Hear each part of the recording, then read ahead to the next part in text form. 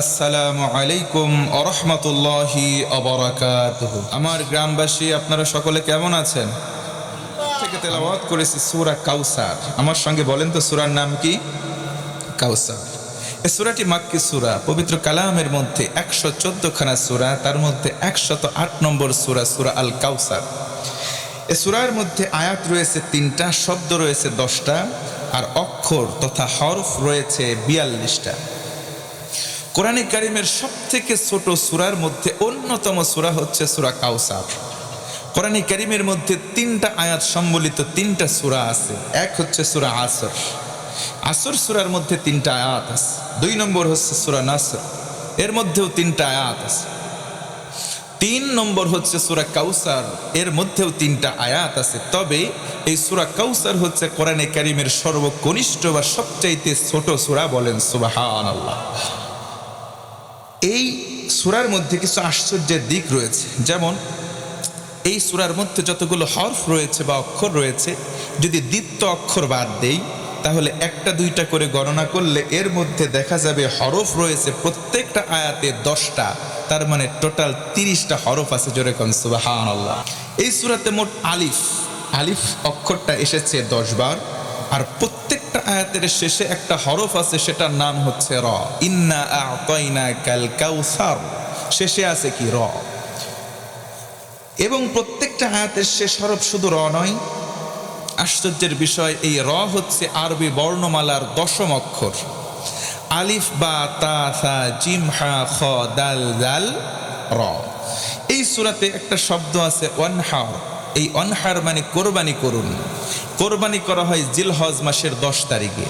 দেখেন 10-এর সঙ্গে একটা সম্পর্ক এই সূরা আছে না নাই? উম্মতে মুহাম্মাদির জন্য একটা নেকিকে আল্লাহ তাআলা 10 গুণ বাড়িয়ে সওয়াব লিপিবদ্ধ করেন। শুধু তাই নয়, শূন্য বাদে 10-এর কোনো মূল্য নাই। এই শূন্য আল খোয়ারিজমি তিনি আবিষ্কার করেছেন। আর আল্লাহ রাব্বুল আলামিন এই শূন্যের আবিষ্কার করেছেন প্রায় 1500 বছর আগে। একটু আওয়াজ করে বলতে হবে আল্লাহু আকবার। সম্মানিত হাজিরিন, আল্লাহ তাআলা এই কোরআন আল কারীমের অন্যতম সূরা সূরা আল কাউসার যখন নাজিল করলেন, নবীজি আমার মুলতাজামে হেলান দিয়ে তিনি বিশ্রাম নিচ্ছিলেন, আরাম ফরমাচ্ছিলেন। নবীজি বসে আছেন, হযরত আনাস রাদিয়াল্লাহু আনহু কাছাকাছি আসলেন। তিনি দেখতে পেলেন নবীজি একবার চোখ দিয়ে দরদর করে পানি পড়ে, কান্না করেন। কিছুক্ষণ যায়, নবীজি আবার মুস্কি হাসেন। সুবহানাল্লাহ। আমার বন্ধুগণ, মনোযোগ বাড়িয়ে দেন। হযরতে আনাস রাদিয়াল্লাহু আনহু নবীজি বরাবর খেদমতের জন্য আগমন করলেন। নবীজি আমার কাবার চত্বরে বসে আছেন। একবার তিনি কাঁদেন, কিছুক্ষণ পর আবার তিনি মুস্কি মুস্কি হাসি দেয়, পড়েন সুবহানাল্লাহ। হযরতে আনাস তাআজ্জাব, আশ্চর্যিত হলেন। তিনি চিন্তা করলেন, আহারে নবী কেন কাঁদে আবার হাস। কিছুক্ষণ সময় চলে গেল। হযরতে আনাস এবার নবীজির কাছাকাছি গেলেন। কাছাকাছি গিয়ে আরজ করলেন, ইয়া রাসূলুল্লাহ, আমি একটা কারণ জানতে চাই। কেবল দেখলাম আপনি হাসেন, আবার দেখলাম কাঁদেন। আমি কান্নার কারণ জানতে চাই, হাসির কারণটাও জানতে চাই। নবীজি আমার বললেন, ও আনাস, ইজলিস, বসে যাও। আল্লাহু আকবার।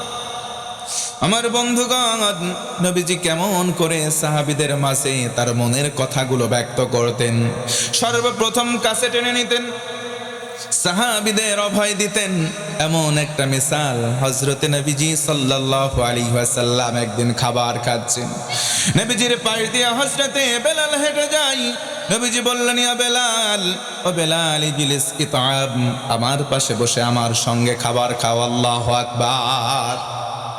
নবীজি আমার খাবার খাচ্ছেন, হযরতে বেলাল হেঁটে যায়। নবীজি বললেন, বেলাল, আমার পাশে বসো, আমার পাত্র থেকে খাবার খাও। হযরতে বেলাল বসেন নাই। নবীজির চেহারার দিকে ফেল করে তাকিয়ে আছেন, চোখ দিয়ে দর দর করে পানি পড়ে। নবীজিকে ডেকে বলেন, ইয়া রাসূলুল্লাহ, আমি বেলাল হলাম গোলাম, আমার বাবাও ছিল গোলাম। ওগো নবী, আপনি হলেন মদিনার প্রেসিডেন্ট, আপনার পাত্রে খাবার খাবো কলিজায় সাহস নাই। আল্লাহু আকবার। আপনি হলেন মদিনা রাষ্ট্রের প্রেসিডেন্ট, আমি হলাম বেলাল, আমি কেনা গোলাম, আমার বাবা 14 বংশ সবাই কেনা গোলাম। আপনার পাত্রে খাবার খাবে এই সাহস আমার কলিজায় নাই। নবীজি বললেন, বেলাল আমি নবীজি তো এই কারণে আসি নাই, আমি রসুলের আগমন সম্পর্কে তুমি জানো না। আমি রসুল দুনিয়াতে আসলাম, وما أرسلناك إلا رحمة للعالمين।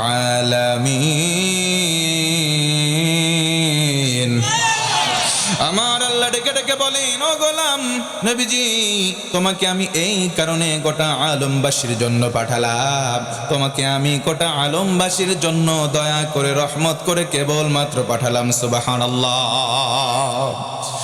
নবীজি বললেন, বেলাল এই কারণে আমি আসি নাই, আমি তোমাদের মাঝে আমাদের মাঝে বিভেদ করব না, বরং রাজা প্রজার মধ্যে কোনো বিভেদ থাকবে না, ধনী দরিদ্রের মধ্যে কোনো পার্থক্য নাই, সাদা কালোর মধ্যে কোনো বৈষম্য নয়। আল্লাহু আকবার।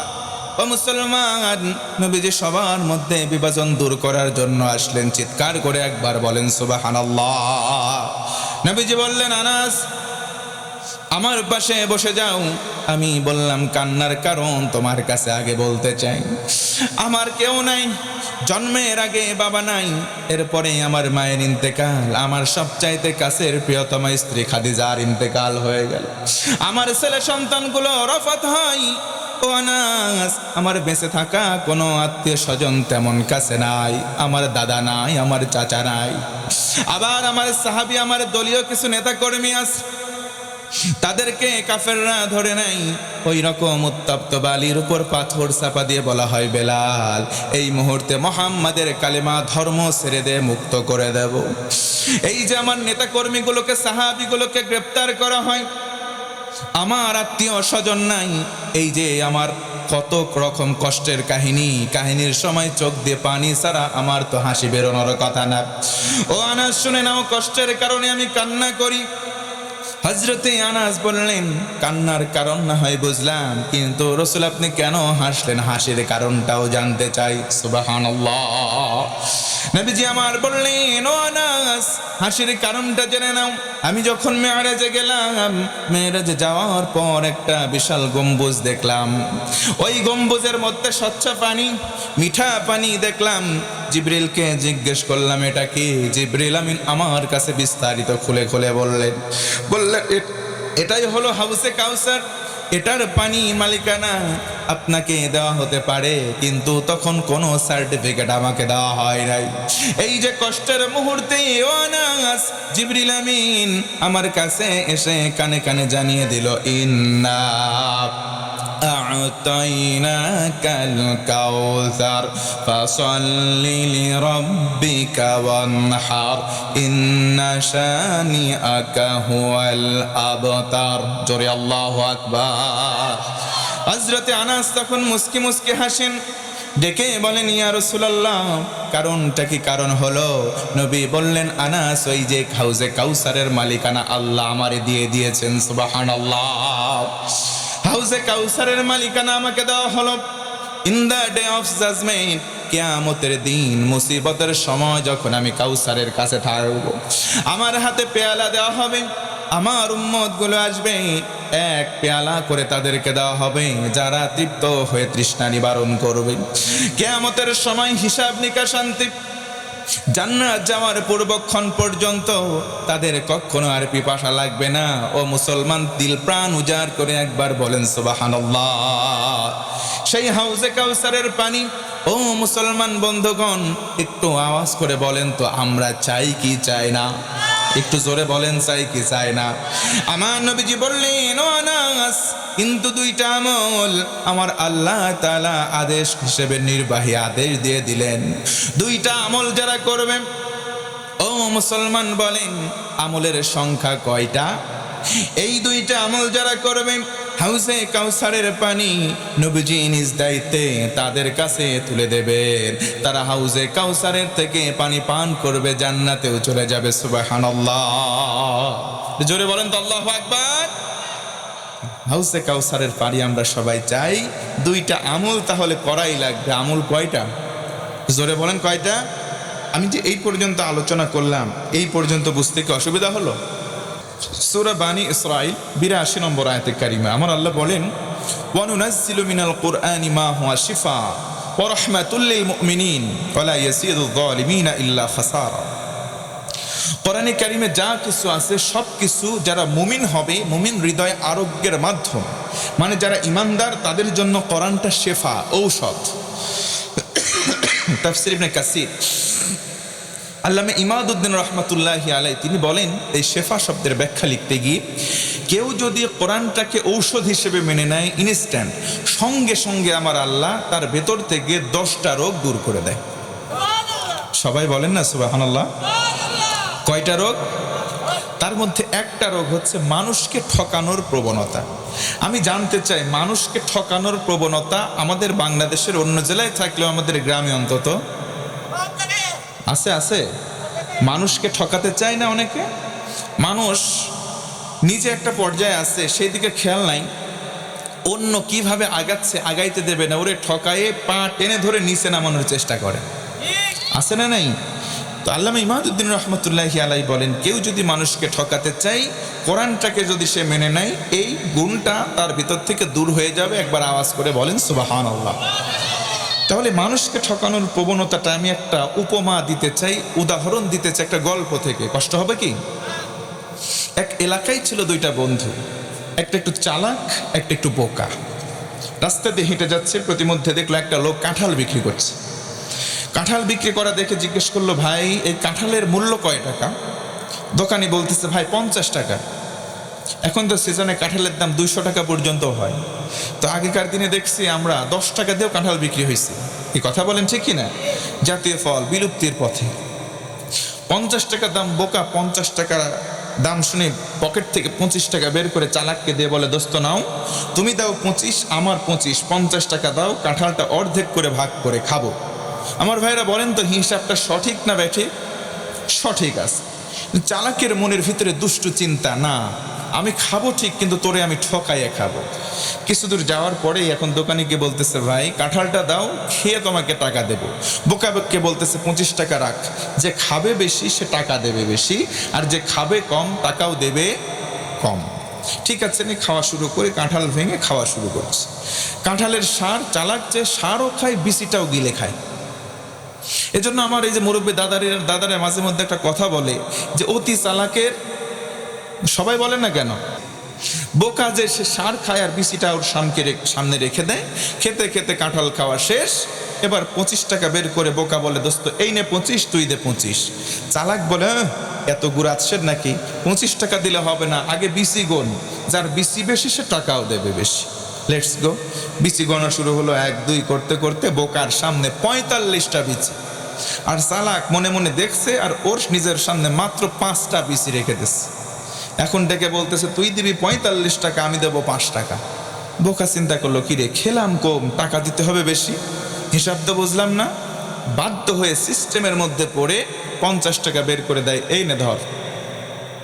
চালাক 5 টাকার কয়েন দে বলে, এই নে চলে যা।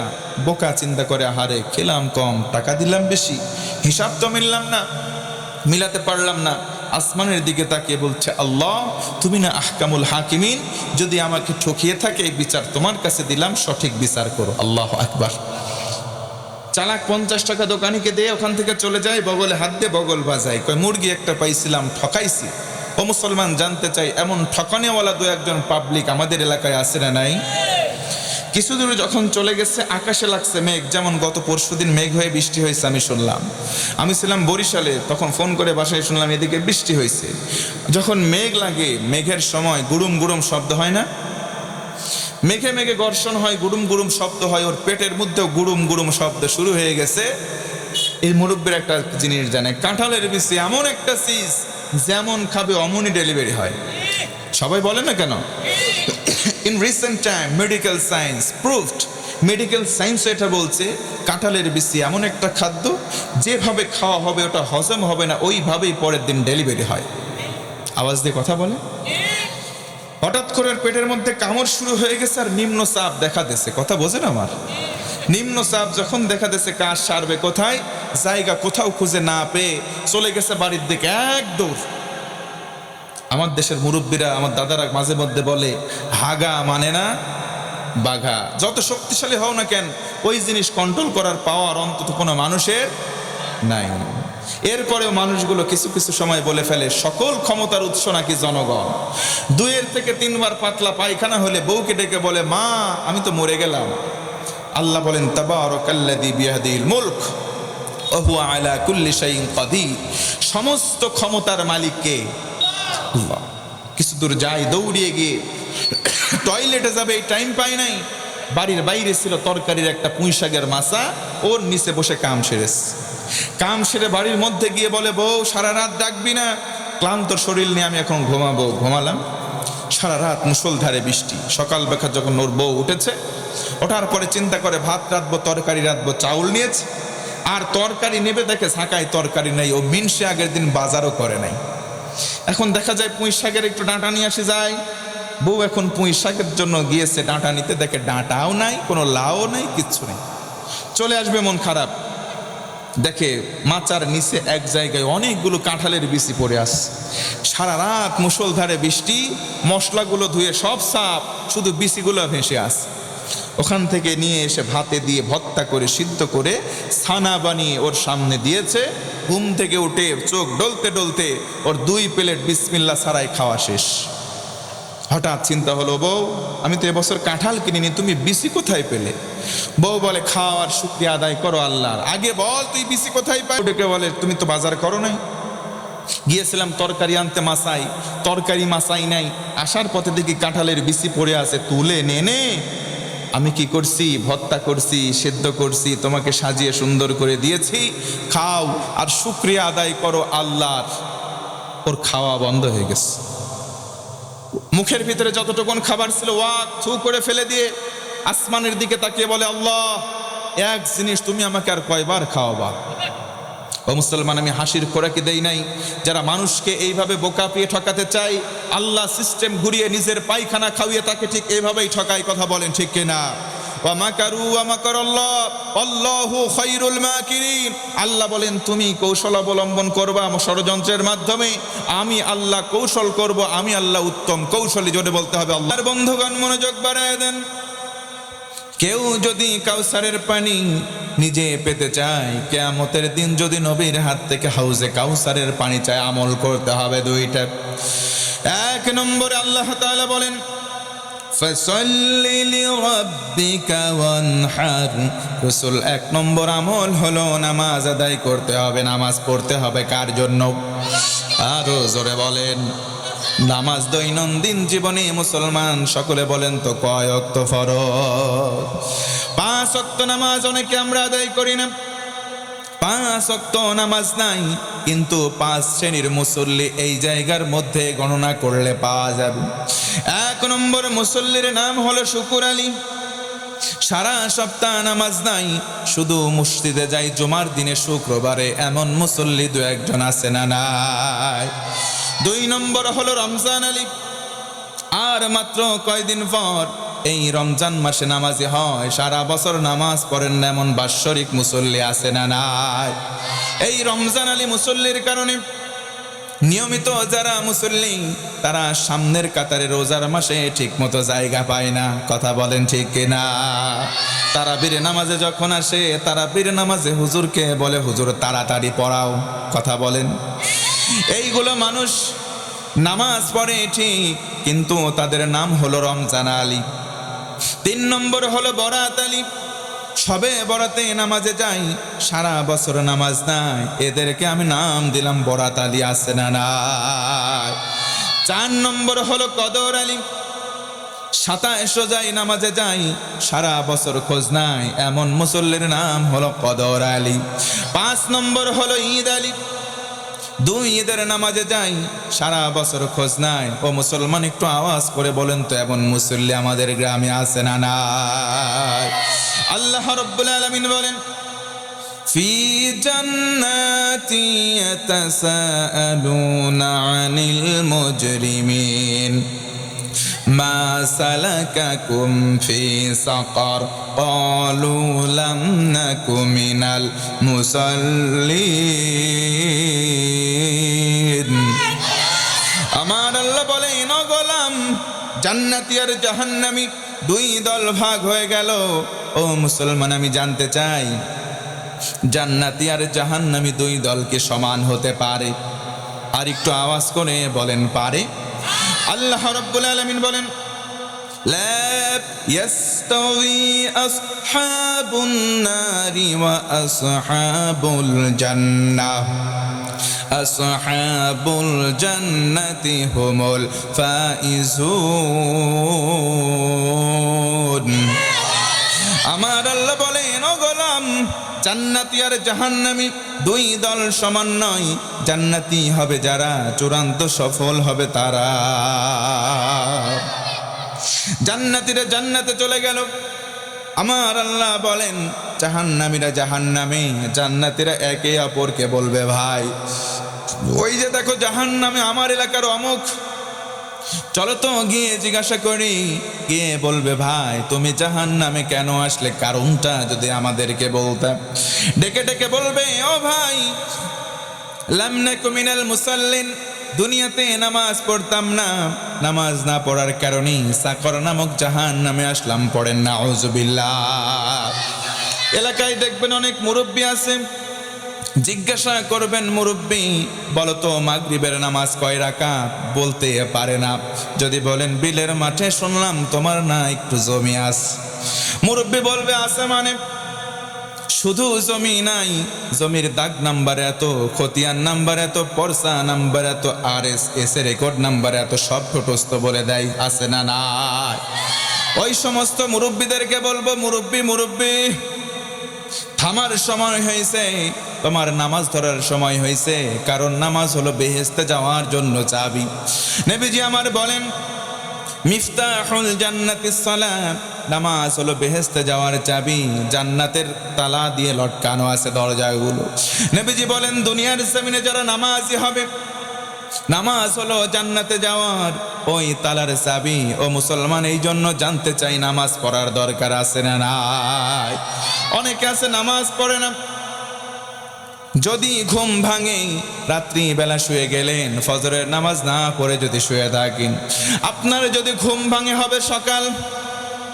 আর যদি ঘুম না ভাঙে তাহলে সকাল হবে না, আপনার হবে সরাসরি পরকাল। কথা বলেন ঠিক কিনা? আল্লাহর নবীজি বলেন, কিয়ামতের দিন ওই মুসিবতের সময় আমার আল্লাহ নামাজের হিসাব সবার আগে নেবেন। আল্লাহু আকবার। আজকে আমরা অনেকে পড়ি না, কিন্তু নামাজ না পড়লেও আমরা বলি, রাস্তা দিয়ে যেতে গিয়ে যদি কোথাও দেখে টেলিভিশনে সিনেমা হচ্ছে, মাগরিবের আজান হচ্ছে, প্রতিমধ্যে দেখে দোকানিকে ধমক দেয়, বেটা সাউন্ড কমা, বন্ধ কর, আজানকে তোর কানে যায় না। ওই বেটা কিন্তু নামাজে যাবে না। তারপরে ইমানই তাকিদ নিয়ে নামাজ আজান যখন হয়, পবিত্রতা রক্ষার জন্য অন্তত দোকানিকে ধমক দেয়। আছে না নাই? আওয়াজ করে বলেন, আছে না নাই? আমি তাদেরকে বলবো সেইগুলো তো করবেন অবশ্যই। আপনি নামাজ আদায় করবেন, কারণ আমার আল্লাহ বলেন, ইন্নাস সালাতা তানহা আনিল ফাহশা ওয়াল মুনকার, নিশ্চয়ই নামাজ মানুষকে সকল প্রকার পাপাচার এবং অশ্লীলতা থেকে হেফাজত করে। জোরে বলুন সুবহানাল্লাহ। নামাজ একটা অ্যান্টিবায়োটিক ঔষধ, এমন ঔষধ, নামাজের মতো যদি কারো নামাজ হয়, তার ভিতরে পাপ, পঙ্কিলতা, কোনো অশ্লীলতা থাকতে পারে না। ঘোষণাকার আল্লাহর ঘোষণা। মুসলমান বন্ধুগণ আমার, আমরা যখন অনেক সময় বলি জোরে বলেন সুবহানাল্লাহ, জোরে বলেন আলহামদুলিল্লাহ, এই যে জোরে কেন বলতে বলি, অনেকের প্রশ্ন আছে না, যে আমার আল্লাহ তো এমন আল্লাহ, আস্তে বললেও শোনেন, মনে মনে বললেও শোনেন, জোরে বললেও শুনবেন। নবীজির হাদিস থেকে বলি, নবীজির কওল হচ্ছে এক তাহমিদ আলহামদুলিল্লাহ, আরেক হচ্ছে তাসবিহ মানে সুবহানাল্লাহ, আরেক হচ্ছে তাকবীর আল্লাহু আকবার, আরেক হচ্ছে কালেমা লা ইলাহা। এই চার যখন কোনো মানুষের জবান দিয়ে বের হবে, যত দূর পর্যন্ত এর আওয়াজটা যাবে, তত দূরে সাপ, এই যে গাছ, পানির নিচের মাছ, জীব জড় যা কিছু আছে, কিয়ামতের দিন ওই ব্যক্তির পক্ষে সাক্ষী দিয়ে দেবে। সুবহানাল্লাহ। নবীজি বলেন, যার পক্ষে সাক্ষীর সংখ্যা বেশি থাকবে, তার হিসাব নিকাশান্তে জান্নাতে যাওয়াটা সহজ হবে। আরেকবার বলতে হবে আল্লাহু আকবার। তাহলে এখন থেকে জোরে বলবো না আস্তে বলবো? জোরে বলেন তো আল্লাহু আকবার, আরো জোরে বলেন তো আল্লাহু আকবার। নামাজ আমরা পড়বো নাকি ছেড়ে দেব? কয় ওয়াক্ত নামাজ? 5 ওয়াক্ত নামাজ আমরা ধরবো ইনশাআল্লাহ। আব্দুল্লাহ ইবনে মুবারক রাহমাতুল্লাহি আলাইহি, তার জামানায় তিনি হজও করেছেন, নামাজও আদায় করেছেন। আল্লাহ নবীর সাহাবীরাও নামাজ আদায় করেছেন। সর্বাগ্রে তারা প্রাধান্য দিতেন নামাজ আদায় করার ক্ষেত্রে। কাপড় চোপড় ছিল না, তারপরেও তারা নামাজ ছাড়ে নাই। একটা সেট কাপড়, স্বামী স্ত্রী সন্তান মিলে, তাদের আর কোনো কাপড় নাই, কিন্তু তারা নামাজ ছেড়ে দেয়। আল্লাহ নবীর একজন সাহাবী ছিলেন আব্দুল্লাহ আনসারী রাদিয়াল্লাহু তাআলা আনহু। নবীজি নামাজ আদায় করতেন, ইমাম। তিনি নামাজের জন্য বাড়ি থেকে বের হতেন, আল্লাহু আকবার বলে নবীজি নামাজ শুরু করতেন, এসে নামাজে দাঁড়াতেন। নবীজি আলাইকুম ওয়া রাহমাতুল্লাহ, আসসালামু আলাইকুম ওয়া রাহমাতুল্লাহ সালাম ফিরাতেন। আব্দুল্লাহ আনসারী সঙ্গে সঙ্গে সেখান থেকে বাড়িতে চলে যেতেন। সাহাবীদের দৃষ্টিগোচর হলো, কি ব্যাপার, আব্দুল্লাহ আনসারী প্রতিদিন সালাম ফিরানো শেষে চলে যায়, সুন্নত নফল তো এখানে আদায় করে না, নবীজির দার্সগুলো সহজে শোনে না, কি করা যায়? নবীজির কাছে বিচার দেওয়া হলো, নবীজি আব্দুল্লাহ আনসারী দৈনন্দিন আসে, কিন্তু নামাজ আদায় আনতে সালাম ফিরানো শেষ তো চলে যায়, আপনি একটু বসতে বলেন। নবীজি বললেন, সাহাবীরা আব্দুল্লাহ আনসারীকে আজকে নামাজ আনতে বসতে বলবা। কিন্তু সেই দিনে একই কারবার, সালাম ফিরানো শেষ, আব্দুল্লাহ আনসারী সঙ্গে সঙ্গে বাড়িতে চলে গেছে। আল্লাহর নবীজি আবার বললেন, আব্দুল্লাহ আনসারী তুমি কোথায়? আব্দুল্লাহ আনসারী সেখানে নাই। নবীজি সাহাবীদেরকে কয়েকজন সঙ্গে নিলেন, আব্দুল্লাহ আনসারীর বাড়িতে চলে গেলেন। বাড়ির দরজায় সালাম দেন, আসসালামু আলাইকা। সালাম দেওয়ার পর তারপরে বা জানতে চাওয়া হলো বাড়িতে আসো না। আব্দুল্লাহ আনসারী বাড়ি থেকে কোনো আওয়াজ দেন না। নবীজি 3 বার সালাম দেওয়ার পর সাহাবীদেরকে নিয়ে সেখান থেকে চলে যাচ্ছেন। অন্তিম লগ্নে আব্দুল্লাহ আনসারী বাড়ি থেকে বের হয়ে দৌড়িয়ে নবীজির সামনে আসলেন। আল্লাহু আকবার। নবীজির সামনে এসে কান্না শুরু করলেন, বললেন, ইয়া রাসূলুল্লাহ, আপনি 3 বার সালাম দিলেন, জবাব দিতে পারি নাই, যদি ভুল হয় মাফ করে দেন। কিন্তু আমি সালামের জবাব কেন দিতে পারি নাই, কারণটা শোনেন। আমি একজন, আমার স্ত্রী আরেকজন, আবার আমার 2টা সন্তান, কিন্তু পরার মতো কাপড় কেবলমাত্র আমাদের একটা। আল্লাহু আকবার। কাপড়ের সংখ্যা কয়টা? একটা মাত্র কাপড়। জনসংখ্যা 4 জন, একটা দুগ্ধপোষ্য শিশু আর একটা একটু বড়, আর আমরা 2 জন অ্যাডাল্ট। নবীজি বললেন, সাহাবীরে নামাজ পড়ার পর আমি যখন সালাম ফিরাই, তুমি সঙ্গে সঙ্গে কেন চলে আসো, কারণটা জানতে চাই। সাহাবী বললেন, ইয়া রাসূলুল্লাহ, ইয়া হাবিবাল্লাহ, আমাদের মাত্র একটা কাপড়, ফরজ নামাজ হয়ে যায়। আমি তো আপনার থেকে কোরআনের সেই বাণীটা শুনেছি, কু আনফুসাকুম ওয়া আহলিকুম নার, নিজে জাহান্নাম থেকে বাঁচো, আহলদেরকেও বাঁচাও। ওগো নবী, এই কারণে আমি নামাজ শেষ করে দ্রুত বাড়িতে চলে আসি। ঘরের মধ্যে একটা গর্ত করা আছে, আমার কাপড়টা খুলে আমার স্ত্রীকে দেই, আমি গর্তের মধ্যে বসে থাকি। আমার স্ত্রী ফরজটা যখন তরক না হয়, এমন ভাবে কাপড় পরে নামাজ আদায় করে, আমি গর্তের মধ্যে উলঙ্গ হয়ে বসে থাকি। আমার স্ত্রীর যখন নামাজ শেষ হয়ে যায়, কাপড়টা আমি পরিধান করি, আমি কাজের জন্য বের হই, নামাজের জন্য প্রয়োজনীয় কাজে ঘর থেকে বের হই। আমার স্ত্রী গর্তের মধ্যে থাকে, প্রয়োজনীয় সময় কাজ করে। ওগো নবীজি, এই কারণে আমি নামাজ শেষ করে আর দেরি করি না, চলে আসি। আমার ছোট্ট ছোট্ট 2টা সন্তান। নবীজি কথাগুলো শুনলেন, আর চোখ দিয়ে দর দর করে পানি প্রবাহিত শুরু হয়ে গেল। আব্দুল্লাহ আনসারী রে, তুমি যেই কথা বললা আমি রাসূল সহ্য করতে পারি নাই। আল্লাহু আকবার। তোমাদের মাত্র একটা কাপড়, এরপরেও নামাজ ছাড়ো নাই। আমরা সেই নবীর উম্মত, আমাদের হালি হালি কাপড়, কিন্তু আমরা নামাজ পড়ি না। কথা বলেন ঠিক কিনা? হযরতে আব্দুল্লাহ আনসারী নবীজির সামনে দাঁড়ানো। নবীজি বললেন, আব্দুল্লাহ রে, সেটা বুঝলাম, ভালো কথা, এই যে ছোট্ট ছেলে খেজুর গাছের নিচে দেখলাম শিকল দিয়ে বাঁধা আছে, কারণটা?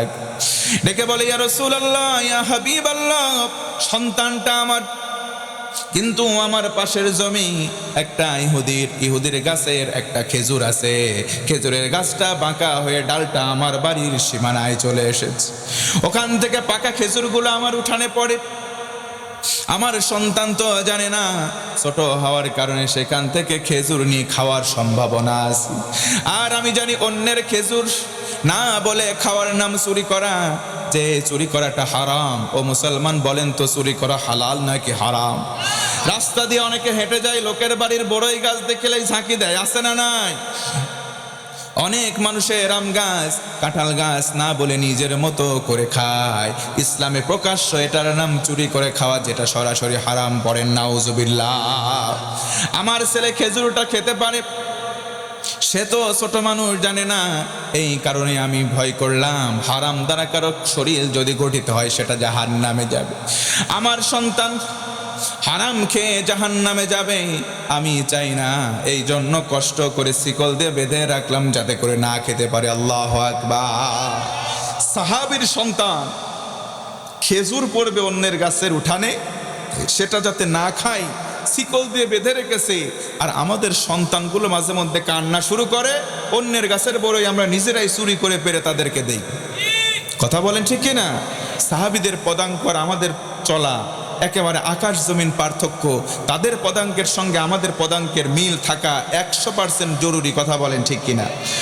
ও মুসলমান বন্ধুগণ আমার, নবীজিকে আদেশ দেওয়া হলো, যদি হাউজে কাউসারের পানি কেউ পান করতে চাও, 2টা আমল করবা। 1 নম্বর হলো নামাজি হবা, 2 নম্বর কোরবানি করবা। কোরবানির ধরন হলো নিজের জীবন থেকে স্যাক্রিফাইস করতে হবে, নিজের জীবন থেকে ত্যাগ করতে হবে। নিজের নফসের মধ্যে শয়তান সবার কম বেশি, একটু আওয়াজ করে বলেন তো আছে না নাই? নিজের নফস যা চাই এটা করা যাবে না। এটার নামই হলো ব্যক্তিগত জীবনের কোরবানি। আমরা করব তো ইনশাআল্লাহ। জোরে বলেন তো ইনশাআল্লাহ।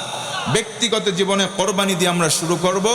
এরপরে আমরা যে নাহার করে থাকি জিলহজ মাসের 10 তারিখ, এই কোরবানিটাকেও আল্লাহ তাআলা ডেডিকেট করেছেন। আমরা সামর্থ্য অনুযায়ী সবাই কোরবানি করব ইনশাআল্লাহ। নবীজিকে এরপরে অভয় দেওয়া হলো, গো নবী, আপনি যে নিজে সন্তান হারা, আপনাকে কাফেরেরা উল্টাপাল্টা করে গালি দেয়, সবাই আপনাকে বলছে লেস কাটা, নির্বংশ। আপনি শুনে রাখেন হাবিব, আপনি নির্বংশ নয়, বরং আপনাকে যারা নির্বংশ বলেছে তাদেরই আমি লেস কেটে দিলাম, তারাই নির্বংশ। জোরে বলেন আল্লাহু আকবার। জিকে বলা হলো, আপনি হাট করে আপনার বংশে প্রদীপ দেওয়ার মতো কেউ নাই। আল্লাহ তাআলা বললেন, ইন্না শানিআকা হুয়াল আবতার। আপনাকে যারা নির্বংশ বলেছে, আপনার এগেইনস্টে যারা শত্রু আছে, তারাই বরঞ্চ নির্বংশ, লেস কাটা। তাদের নাম গন্ধ থাকবে, মানুষগুলো শুধু গালিগালাজি করবে। আবু জাহাল নাম শুনি আমাদের স্মৃতিপটে, তার জন্য গালি আসে। কোনো দোয়া আসে? একটু আওয়াজ করে বলেন, আসে? অতএব ইসলামের শত্রু হবে যারা, তাদের জন্য আমাদের দিল থেকে কোনো দোয়া নয়, বরং আমাদের দিল থেকে আসবে ঘৃণা। কথা বলেন ঠিক কিনা? নবীজি সাল্লাল্লাহু আলাইহি ওয়াসাল্লাম ইসলামের দাওয়াত শুরু করলেন।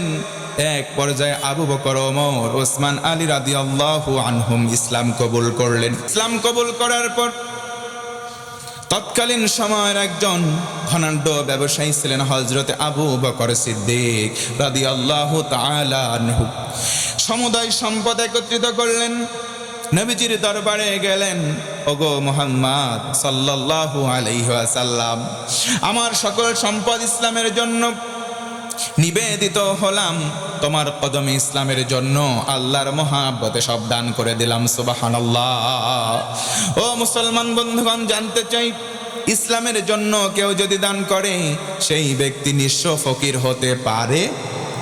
কেউ দান করলে কি? মাশাআল্লাহ। দেন নবীজি সাল্লাল্লাহু আলাইহি ওয়াসাল্লাম দাওয়াত দিচ্ছেন, সাহাবীরা এক এক করে এসে কালেমার সুশীতল ছায়াতলে নিজেদের অবস্থান করে নিচ্ছে, সবাই মুসলমান হয়ে। নবীজি সাল্লাল্লাহু আলাইহি ওয়াসাল্লামের দাওয়াতে হযরতে আবু বকর আসলেন, হযরতে উসমান আসলেন, হযরতে আলী কাররামাহুল্লাহু ওয়াজহাহু সহ অসংখ্য সাহাবায়ে কারাম নবীজির হাতে হাত দিয়ে কালেমা পড়ে মুসলমান হয়ে গেলেন। হযরতে Abu Bakr one of them, তাদের মধ্যে একজন অন্যতম। নবীজির শ্বশুর ছিলেন, আবার নবীজির কাছের ক্লোজ, একদম কাছের একজন বন্ধু ছিলেন। সুবহানাল্লাহ। ধনাঢ্য ব্যবসায়ী ছিলেন, ব্যবসায়ের সকল সম্পদ একসাথে করে পোটলা বেঁধে নবীজির দরবারে আসলেন। এসে বললেন, মুহাম্মদ, ইসলামকে আমি ভালোবাসি, আল্লাহকে ভালোবাসি, তোমাকে ভালোবাসি, আমি কোরআনকেও ভালোবাসি, নিবেদিত হলাম, আমি আমার সম্পদ তোমার কদমে ইসলামের জন্য দান করে দিলাম। নবীজির কাছে দান করে তিনি নিঃস্ব, কিছু নাই। এবার চিন্তা করলেন, আমি দিন এনে দিন খাবো। সকালবেলা তিনি চলে যান কর্মসংস্থানে, আবার বিকেলবেলা গধূলি লগ্নে ফিরে আসেন। আমাদের এলাকার মধ্যে অনেকে আছে না, পাইট দেয়, জোন দেয়, দিন এনে দিন খায়, অটো ড্রাইভারি করে। নবীজি বলেন, আল কাসিবু হাবিবুল্লাহ, যারা শ্রমিক হবে, দিন এনে যারা দিন মজুরি করে দিন খাবে, তারা হচ্ছে সরাসরি আল্লাহর বন্ধু। জোরে বলুন সুবহানাল্লাহ। হযরতে আবু বকর সব দান করে দিলেন। নবীজি সাল্লাল্লাহু আলাইহি ওয়াসাল্লাম তার কাছে যখন সবকিছু দান করা হলো, আমার আবু বকর সেখান থেকে চলে গেলেন। হযরতে আবু বকর বাড়ি থেকে বের হন, সকালবেলা বের হন, তিনি যখন সন্ধ্যাবেলা ফিরে আসেন, আবার সারা দিন তিনি কাজ করে খান। একদিন তিনি বাড়ি থেকে বের হন, কিছু দূর বাড়ির গেট থেকে যাই, পাশ থেকে একজন ইহুদি দৌড়িয়ে দৌড়িয়ে এসে বলে, ও আবু বকর, তুই দাঁড়া। ইয়া আবু বকর, দাঁড়া। ও আবু বকর দাঁড়া। হযরতে আবু বকর দাঁড়ালেন, ইহুদির সামনে এসে বলে, আবু বকর, তুই তো বেটা ফকির। নাউজুবিল্লাহ। হযরতে আবু বকর কোনো কথা বললেন না, মুস্কি একটা হাসি দেয়, সেখান থেকে চলে গেলেন। ও মুসলমান, উঁচু গলায় বলেন তো সুবহানাল্লাহ। হযরতে আবু বকর আবার দ্বিতীয় দিন বাড়ি থেকে বের হন, সেখান থেকে যাওয়া শুরু করেন। আবু বকরের সামনে হযরতে আবু বকর যখন চলে গেলেন, ইহুদি আবার এসে সামনে দাঁড়ালো, ডেকে বলে, ইয়া আবু বকর, ও আবু বকর, আনতা ফকির, আজকের দিনেও বললাম তুই বেটা ফকির। নাউজুবিল্লাহ। হযরতে আবু বকর মুস্কি হাসি দেয়।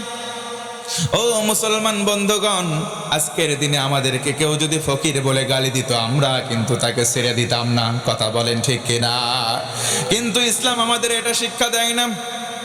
ওয়াইবাদুর রাহমানিল্লাযীনা ইয়ামশুনা আলাল আরদি হাওনা وَإِذَا خَاطَبَهُمُ الْجَاهِلُونَ قَالُوا سَلَامًا। আমার আল্লাহ বলে, না গোলাম, তোমরা আমি আল্লাহর দয়া পাবা তখন যখন জমিনে চলবা নম্র ভদ্র হয়ে চলবা। যখন তোমাদের মূর্খরা গালি দেবে, তোমরা গালি দেবে না, তাদেরকে সালাম দিবা। সুবহানাল্লাহ।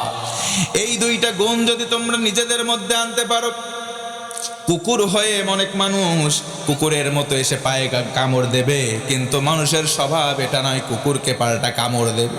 কুকুর কামড় দিতেই পারে, কিন্তু আমরা কামড় দেব? একটু জোরে বলেন, দেব? অনেকে আমাদেরকে গালি দেবে, তাদের স্বভাব কুকুরের মতো। অনেকে বলবে মৌলবাদ, অনেকে বলবে রাজাকার। এমন গালি গালাজ আমাদের সমাজে আছে না নাই? এই সমস্ত মানুষগুলো যারা গালি দেবে, তাদের স্বভাব আর কুকুরের স্বভাব সমান। কথা বলেন ঠিক কিনা? আমরা তাদেরকে পাল্টা গালি দেব না। আবু বকর হাসি দেন, সেখান থেকে চলে যান। ও মুসলমান, দিন প্রাণ উজাড় করে বলেন সুবহানাল্লাহ। হযরতে আবু বকর তৃতীয় দিন আবার বাড়ি থেকে বের হন। ইহুদি আবার সামনে যাই, গিয়ে বলে, আবু বকর দাঁড়া, আজকেও বললাম তুই বেটা ফকির, তোর বাপও ফকির, তোর দাদাও ফকির। হযরতে আবু বকর মুস্কি হাসে, আল্লাহু আকবার। হযরতে আবু বকর চলে যায়, আবার ইহুদির সামনে গিয়ে তার রাস্তা আটকাই, ডেকে বলে, আবু বকর, তুই যেমন ফকির, তোর বাবা যেমন ফকির, তোর দাদা যেমন ফকির। আবু বকর, আজকের দিনে বললাম তোরা যে আল্লাহর ইবাদত করিস, আল্লাহও তোদের মতো ফকির। জোরে বলেন নাউজুবিল্লাহ। আমার বন্ধুগণ, মনোযোগ বাড়ায় দেন। হযরতে আবু বকর তৃতীয় দিন যখন দাঁড়িয়ে, ইহুদিটাকে বলে, আবু বকর, তুই যেমন ফকির, তোর বাবাও ফকির, তোর দাদাও ফকির। আবু বকর, আজকের দিনে বললাম তুই যে আল্লাহর ইবাদত করিস, সে আল্লাহ ফকির। হযরতে আবু বকর আর হাসি দেন না, এই দিয়ে চোখ দিয়ে দরদর করে পানি। আবু বকর ইহুদির দিকে ফিরে তাকান, বাম হাত দিয়ে কলারটা চেপে ধরলেন, বাম হাত উঁচু করলেন, ডান হাত এবার দিয়ে উঁচু করলেন। বাম হাত দিয়ে কলার চেপে ধরে এবার ইহুদিকে উঁচু করে ধরে ডান হাত দিয়ে একটা চর মেরেছে, ইহুদি জায়গায় অজ্ঞান। আল্লাহু আকবার। মুসলমান গভীর মনোযোগ বাড়ায় দেন। আমাদের স্বভাব হবে তেমন স্বভাব, আমাদেরকে কেউ গালি দিলে আমরা তাকে গালি দেব। আমার বাপদাদা 14 বংশ, কেউ যদি গালিগালাজ করে আমরা গালি দেব না, কিন্তু সাবধান 3 বিষয়ে তোমরা কথা বইলো না। 1 আমার আল্লাহ, 2 হলেন আমার রাসূল, আর 3 হলো কোরআন। কথা বলেন ঠিক কিনা? এই 3কে আমরা কলিজা দিয়ে মহব্বত করি। কেউ যদি গালিগালাজ করো আমরা কিন্তু ছেড়ে দেব না। মুসলমান সহজে কাউরে কিছু বলে না, ধরে না, কিন্তু একবার যদি ধরে, ও মুসলমান আব্বা বলে ডাকবে, এই টাইম মুসলমান দেয় না। কথা বলেন ঠিক কিনা? হযরতে আবু বকর চলে গেলেন, অনেক লম্বা সময় চলে গেল। এবার ইহুদির জ্ঞান ফিরল। ইহুদি গুটি গুটি পায়ে মাতালের মতো হয়ে অবস্থা করে নবীজির দরবারে চলে গেল। ও মুহাম্মদ, তোমার সাহাবী আবু বকর আমাকে এমন একটা চর মারলো, চর খেয়ে আমি জায়গায় অজ্ঞান হয়ে পড়ে গেছি। আল্লাহু আকবার। নবীজি বললেন, তাই নাকি? আমার সাহাবী আবু বকর, না না, এটা অসম্ভব। আমার সাহাবী আবু বকর কাউকে মারতে পারে না। সুবহানাল্লাহ। আমার সাহাবী আবু বকর কাউকে মারতে পারে না। নবীজি তখন বললেন, আমার সাহাবী আবু বকর নয়, তোমাকে যদি কোনো সাহাবী মেরে থাকে তার নাম হবে ওমর। ও মুসলমান বন্ধুগণ, বলেন তো দেখি, নবীজির সাহাবী ওমর, তিনি কি ব্যক্তি হিসেবে নরম নাকি গরম? কেমন গরম? নবীজি আমার বলেন, আমার সাহাবী ওমর যখন রাস্তা দিয়ে হেঁটে যায়, শয়তান কম পক্ষে 40 দিন রাস্তার পাশাপাশি ফিরতে পারে না। আল্লাহু আকবার। আমার সাহাবী আবু বকর নয়, তোমাকে যদি কেউ মারে আমার সাহাবীদের মধ্য থেকে তার নাম হবে ওমর। জোরে বলুন আল্লাহু আকবার। এই রকম ওমরের মতো শাসক আমার বাংলার জমিনে একটা দরকার। কথা বলেন ঠিক কিনা? যুগ জামানা পাল্টে দিতে চাই না 1000 জন, এক ওমর আনতে পারে গোটা বিশ্বের জাগরণ। কথা বলেন ঠিক কিনা? এই ওমরের মতো শাসক আমরা বাংলার জমিনে একটা চাই কি চাই না? ওমরের মতো শাসক যদি একটা বাংলার জমিনে চলে আসে, চোরগুলো একটাও থাকতে পারবে না, সব হাত কাটা যাবে। এই জন্য ইদানিং চোরেরা চাচ্ছে না ওমরের মতো একটা শাসক বাংলার জমিনে আসুক। মনে রাখবেন মুসলমান, আইয়ুবীর শাসন, বঙ্গবন্ধুর ভাষণ, জিয়া কেটেছিল খাল, এরশাদের নানান তাল, ফখরুদ্দিন মঈনুদ্দিন সব ঘোড়ার ডিম দেখা শেষ। সামনে দেখতে চাই আল কোরআনের বাংলাদেশ। কারা কারা চাই দুটো হাত তুলে আমার আল্লাহকে দেখায়। মাশাআল্লাহ। আল্লাহ হাতগুলোকে কবুল করো, পড়ে না আমিন। কষ্ট হচ্ছে কি? আর কষ্ট হয়? নবীজি বললেন, কি বলো ইহুদি, আমার সাহাবী আবু বকর মারতে পারে না, যদি কেউ মারে তার নাম ওমর। কারণ কি? নবীজি আমার বলেন, আমার পরে কোনো রাসূল নাই, কোনো নবী নাই। যদি কেউ হতো লাকানা ওমর, আল্লাহ পাক নবুয়ত দান করতেন হযরত ওমরকে। জোরে বলুন সুবহানাল্লাহ। আমার সাহাবী ওমর মারছে। ইহুদি ডেকে বলে, মুহাম্মদ, আমি আবু বকরকে চিনি, তার মায়ের ওজন আমার জানা। আমি ওমরকেও চিনি, ওর মায়ের ওজনও আমার জানা। আবু বকর মারছে, জানে বেঁচে আসি। ওমরের হাতে মায়ের খাইলে এতক্ষণ পটল তুলতাম, মারা যেতাম। কথা বলেন ঠিক কিনা? এই জন্য মুসলমান, ইসলামে নরমও দরকার, গরমও। নবীজি আমার বললেন, ইহুদি ঠিক আছে দাঁড়াও। আবু বকরকে খোঁজ দেওয়া হলো, আবু বকরকে ডেকে আনা হলো। আবু বকর সামনে দাঁড়াও। ও আবু বকর বলো, ইহুদি তোমার নামে অভিযোগ দিল তুমি নাকি একটা চর মেরেছ।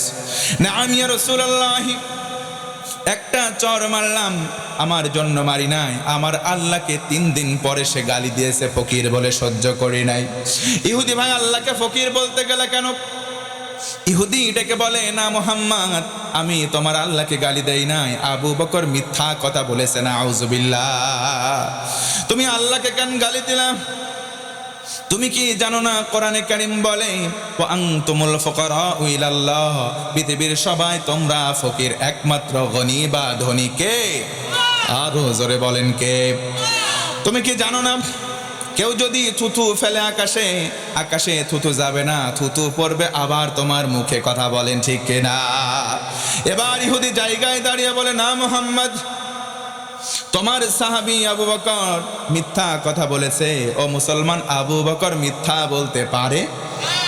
কারণ আবু বকরের নাম শুধু আবু বকর নয়, আবু বকরের নাম শুধু আবু বকর নয়, আবু বকরের নাম হলো আবু বকর সিদ্দিক। জোরে কোন সুবহানাল্লাহ। ও আবু বকর, তুমি মারলা কেন? আবু বকর বলেন, আমি আমার জন্য মারি নাই, আমি মারছি আল্লাহর মোহাব্বতে। কথা বলেন ঠিক কিনা? নবীজি বললেন, আমি কোরআন দিয়ে বিচার করব। ও মুসলমান, জানতে চাই কোরআনের বিচার করলে বিচার সঠিক হওয়ার সম্ভাবনা 100%। কথা বলেন ঠিক কিনা?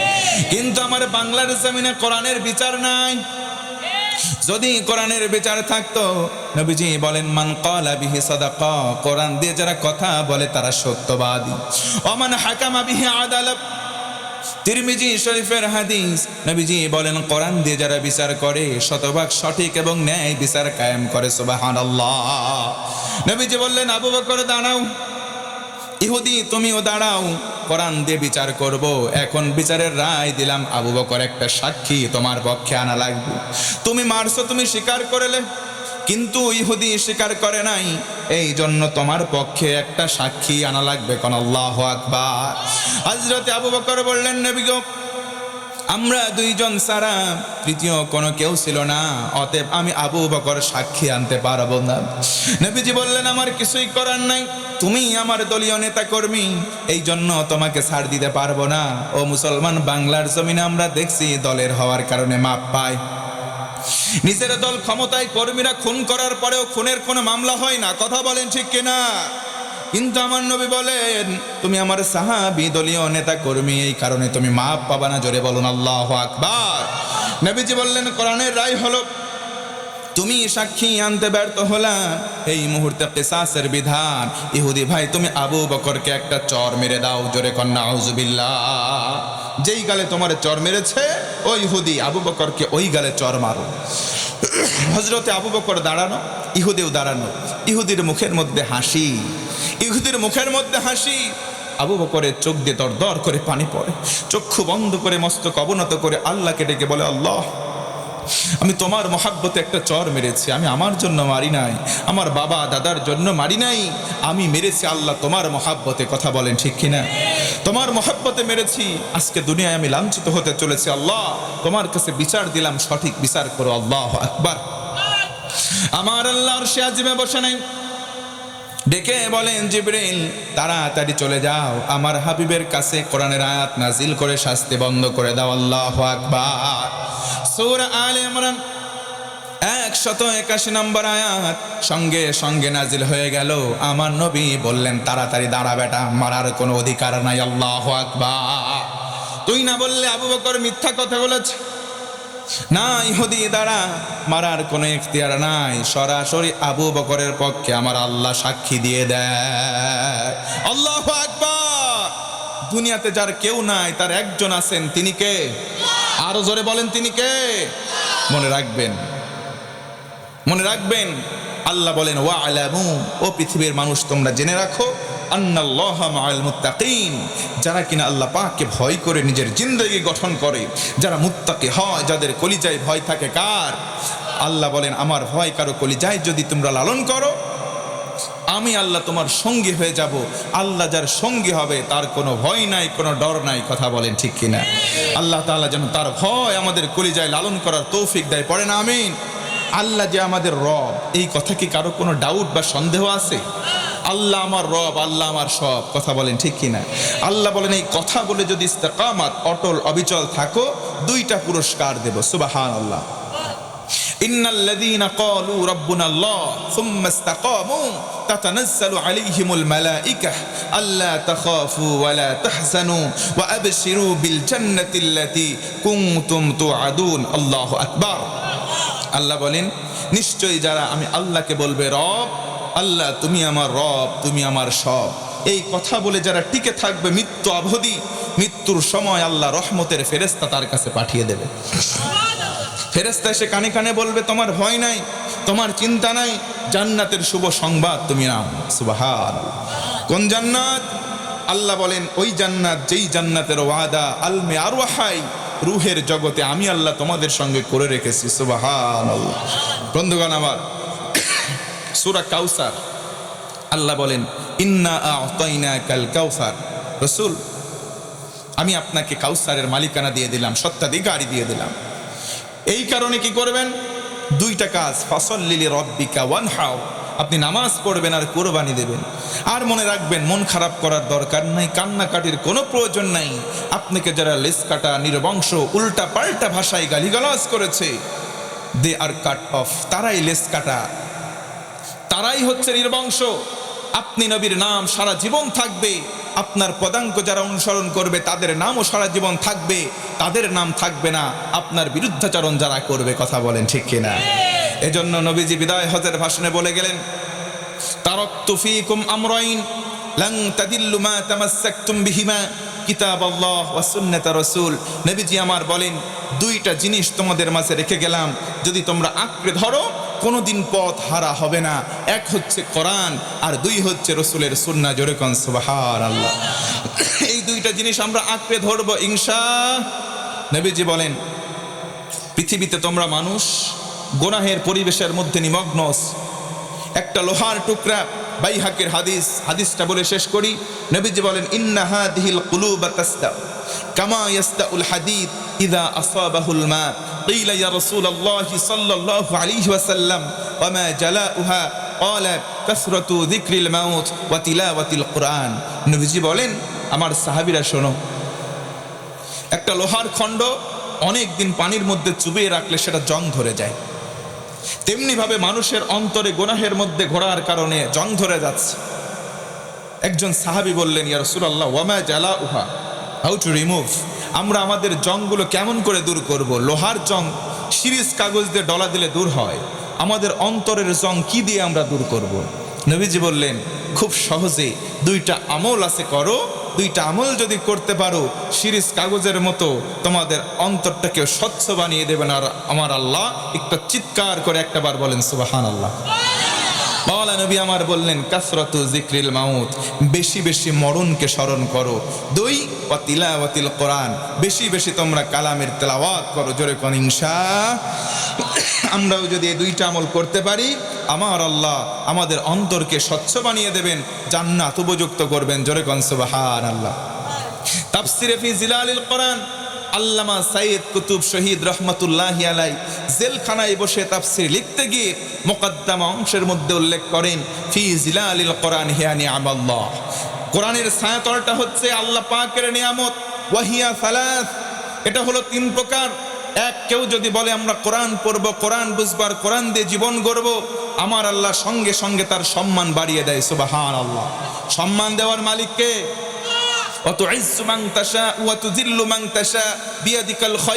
আমার আল্লাহ বলেন, সম্মান এবং অসম্মান দুটোটাই আমি আল্লাহর দান, তবে আমি আল্লাহ কল্যাণকর সম্মানটাই দিয়ে থাকি। সুবহানাল্লাহ। দুই নম্বর পুরস্কার, তাবারাকাহুল হায়াত, জীবনটাকে যত বরকত দরকার আল্লাহ পাক বরকত দিয়ে সাজান শুধুমাত্র কোরআন মানার কারণে। সুবহানাল্লাহ। থার্ড এন্ড ফাইনাল, তৃতীয়, ওয়া তাসকিয়াহুল হায়াত, জীবন পরিচালনা করতে গিয়ে, কোরআন মেনে জীবন পরিচালনা করতে গিয়ে ছোট খাটো কিছু গুনাহ হতেই পারে, আমার আল্লাহ সেই গুনাহগুলো মাফ করে দেয়। জোরে আরেকবার সুবহানাল্লাহ। কোরআন দিয়ে জীবন গঠন করতে আমরা চাই কি চাই না? কোরআন দিয়ে জীবন গঠন করতে হলে কোরআনের জন্য মাঝে মধ্যে জীবন দেওয়ারও প্রয়োজন হতে পারে। কোরআন প্রিয় মানুষের রক্তে রক্তিম হয়েছে আমাদের পাবনার মাটি, রাজশাহীর মাটি, বীর চট্টলার মাটি, ঢাকা সহ গোটা বাংলার জনপদ। কথা বলেন ঠিক কিনা? আজও যদি প্রয়োজন হয় কোরআনের জন্য, ইসলামের জন্য, ইসলামী আন্দোলনের জন্য আরেকটা বার বুকের তাজা রক্ত ঢেলে দিতে হবে। ও মুসলমান, কারা কারা রাজি আছেন? দুটো হাত তুলে আমার আল্লাহকে দেখান। মাশাআল্লাহ।